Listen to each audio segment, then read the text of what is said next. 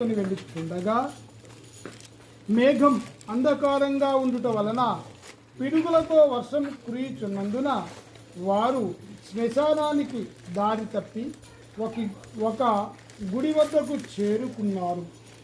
ఆ సమయంలో ఆ అమ్మవారు సంతర్పములో ఉన్నందున వీరి తాలూకా వాసన పసిగట్టి ఏమిటి నరవాసన అని అమ్మవారు తన భటులను అడిగింది. అప్పుడు ఆ భటులు వీరి వద్దకు వచ్చి మీరెవరు, ఎందులకు ఇచ్చటకు వచ్చితిరి అని అడిగారు. మేము పోలేరమ్మ అల్లుళ్ళము, మా తాలూకా పిల్లవారిని శ్మశానానికి తీసుకుని వెళ్ళుచుండగా వర్షము పడుట వలన దారి తెలియక ఇచ్చటకు వచ్చితిమి అని చెప్పారు. భటులు వెళ్ళి ఆ అమ్మవారికి జరిగిన విషయమును చెప్పిరి. ఆ అమ్మవారు, ఆ పోలేరు అమ్మవారు వాళ్ళను తీసుకొని శ్మశానానికి దగ్గరకు వెళ్ళి ఇంతకుముందు చనిపోయిన పిల్లలను ఎచ్చట పాన్పు చేశారో నాకు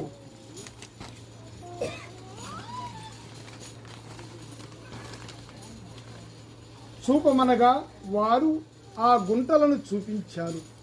ఆ అమ్మవారు వెండి చెంబుతో ఉదకం పోసి వెండి బెత్తంతో ఆ గుంటలపై ఒక్కొక్క దెబ్బ కొట్టగానే ఆ పిల్లవాళ్ళు అందరూ బ్రతికిపై బయటకు వచ్చారు. ఆ బాలలు ఏ సంవత్సర ప్రాయం కలవారో అదే సంవత్సరం వయసుతో ఉన్నారు. ఆ అమ్మవారు మీ తాలూకా చిన్న కోడలు సక్రమంగా ఉపవాసం ఉండక నోము నోచినందున ఆ పిల్లలు చనిపోయారు.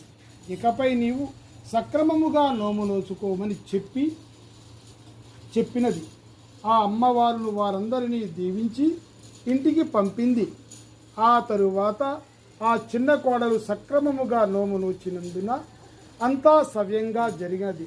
కథ సంపూర్ణం.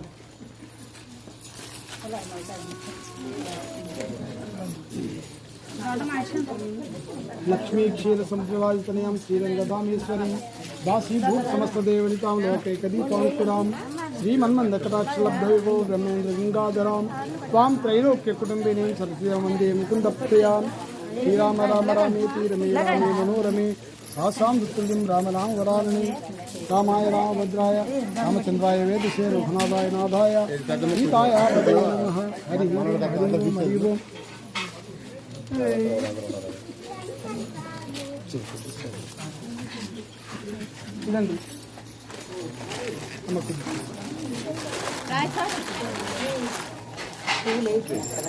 పిల్లలు లేని వారంతా ఈ పోలాల అమావాస్య వ్రతమును ప్రతి సంవత్సరం మన బైరపురంలో భక్తి శ్రద్ధలతో జరుపుకుంటారు. అంటే పిల్లలు సంతానం కలిగిన వారు సంతానం కోసం ఈ నోమును వస్తారు. సంతానం లేని వారు తమ యొక్క పళ్ళెంలో తప్పనిసరిగా దోసకాయ, మిరపపండు పూజ దగ్గర ఉంచుతారు. అలాగే సంతానం కలిగిన వాళ్ళు కూడా తమ సంతానం తేజవంతంగా వర్ధిల్లాలని చెప్పి చక్కగా ఈ నోమును నోచుకుంటారు. కడు భక్తి శ్రద్ధలతో బియ్యం వేపి పొడి చేసి దాందులో బెల్లము, ఎండు కొబ్బరి, జీడిపప్పు, కిస్మిస్, యాలకులు తదితర పదార్థాలని కలిపి ఆర్ది వండుతారు. ఆ తరువాత అన్ని రకాల కాయగూరలు కలిపి కలగాయ కూరని చేస్తారు. అలాగే చీర, రవిక, పళ్ళు, ఫలాలు, పసుపు కొమ్ముకు దారం కట్టి ఆ పసుపు కొమ్మును తమ మాంగళ్యానికి చుట్టుకుంటారు.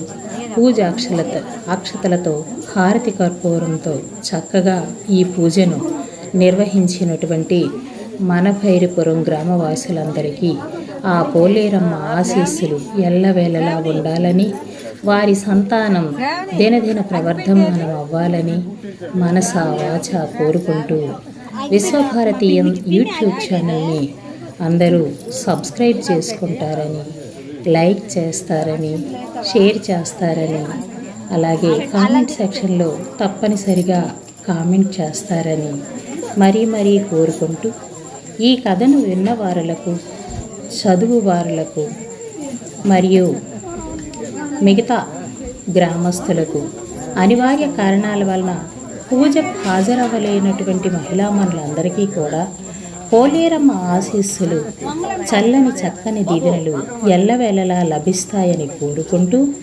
ఇంతటితో ముగిస్తున్నాం. స్వస్తి స్వస్తి స్వస్తి.